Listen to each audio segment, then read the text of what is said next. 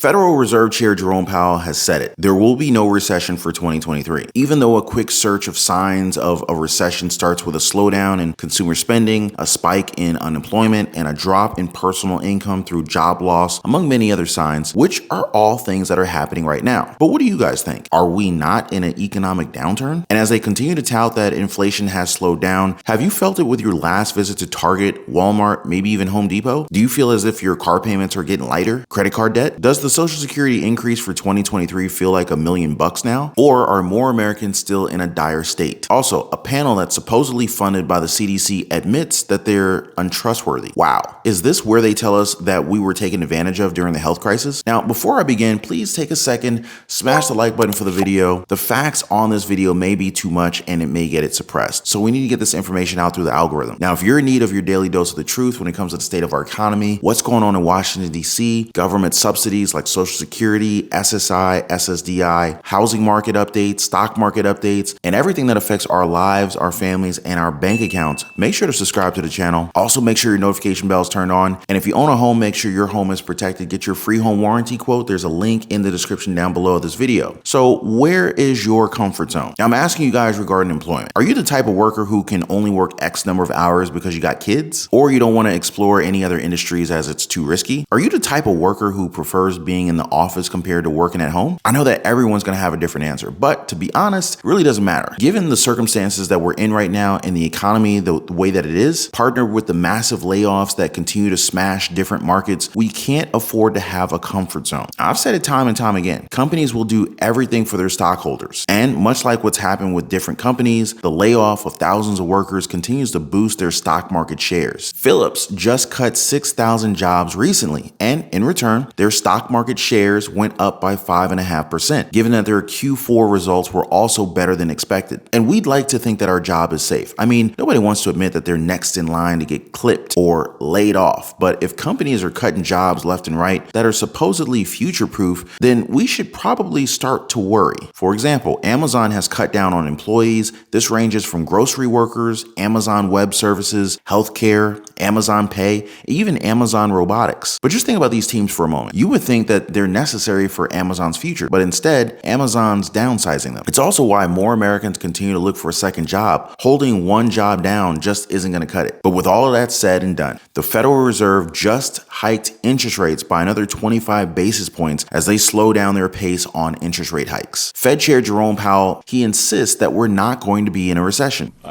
Our forecasts, different participants have different forecasts, but generally those forecasts are for continued subdued growth, some softening in the labor market, but not a recession, And we have inflation moving down, into the somewhere in the mid threes or maybe lower than that this year. Powell also says that it's way too early to see that they're winning against inflation. We're going to be cautious about declaring victory and sending signals that we think that the game is won, because we've got a long way to go. It's the early stages of disinflation, and it's most welcome to be able to say that we are now in disinflation, but that's great. But we just see that it has to spread through the economy and that it's going to take some time. That's all. To be honest, disinflation has been taking its time for way too long. They've been at this battle for such a long time that many Americans are now delaying their retirement. More of them are now looking for side gigs or side hustles, freelance jobs just to earn extra money. And that's due to the cost of living being as insane as it is. Do you guys believe that inflation will be tamed to 2% within 2023? Or are we going to have to wait a little bit longer? You know what many of us waited a long time for? Vaccine data. There wasn't much of that around when they started giving out people these drugs. And when we try and connect the sudden deaths and heart issues to the C-19 vaccine,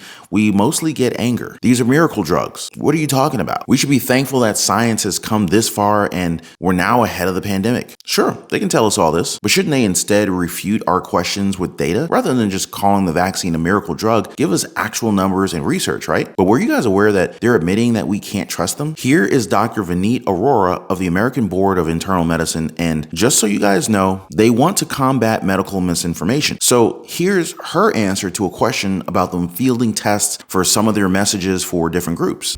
I'm happy to go first and then feel free to jump in. We have to acknowledge that we have not been trustworthy. That's just, we have to put that out there. And there are going to be groups that have high distrust of the healthcare system. So wait, she admits it. The ABIM is supposed to be combating misinformation, but she's admitted that it's hard to trust them. And as far as I know, they're being funded by the CDC. So whatever message they send out is most probably from the CDC. Aurora also talked about what people are finding online. Much like how I'd been giving you guys data about the miracle vaccine, I guess they're feeling a little nervous about more people waking up to the truth. Even last night I got a call from my dad who's like, I saw this online. Is this true? And I'm like, no, it's not true. But tell me where you heard it and tell me why you believe that.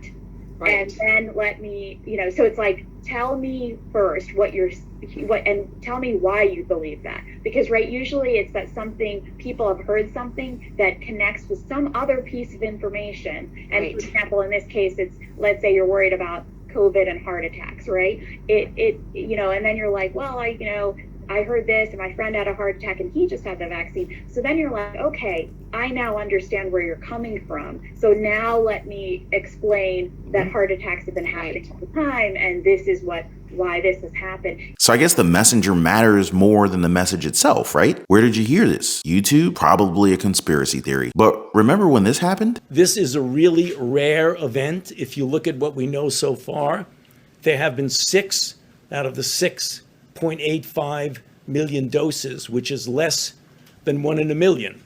So remember, this is something that we always, out of an abundance of caution, as Jeff said, to give us a time to take a good look at it. This is his response to the very serious blood clots that were reported after some people received the Johnson & Johnson vaccine. But like he said, it's less than 1 in a million. It's fine. Let me ask you this. With all the information that's come out regarding vaccines and heart issues, would you rather that they pass clinical trials or sacrifice 6 people out of a couple of 100 million? You decide. And just to push the point home, this happened recently. Dr. Peter McCullough, who had his license removed due to supposed C-19 misinformation, had a lawsuit from his former employer dismissed. According to McCullough, quote, "This is a strong victory for the freedom of speech and fair balance publication and media presentation of clinical data as it has emerged over the course of the pandemic crisis. My analyses and conclusions have been accurate, consistent, and have always been my own, not those of any institution," end quote. The doctor also says that he wouldn't have done it any differently, and that due to his Hippocratic oath, he would do no harm to any patient, especially when it comes to possible disability and death with vaccination. That's what the doctor said. These two things, the economy's downfall and the response to C-19, will forever be tied together. And it's difficult to think that things had to become so bad before any action was done. There are many things that happen in our life just because we don't take action soon enough. The economy will continue to deteriorate, and if we leave ourselves defenseless, we're going to have a lot of financial troubles in the future. But again, it's not too late. Now, if you want to learn more about budgeting, about improving your cash flow with small businesses or side hustles, if you want to open up new opportunities as an investor in the stock market or real estate, feel free to join us over in the Patreon community. There's a link in the description down below of this video. Feel free to reach out to me. The path to financial freedom and wellness is not easy, but it's also not impossible. But before I go, guys, please don't forget to drop a thumbs up for the video. Also subscribe for your daily dose of the truth. There's no sense in being silent when we have the facts. Please be kind to one another. Thank you for watching, and I'll see you on the next one.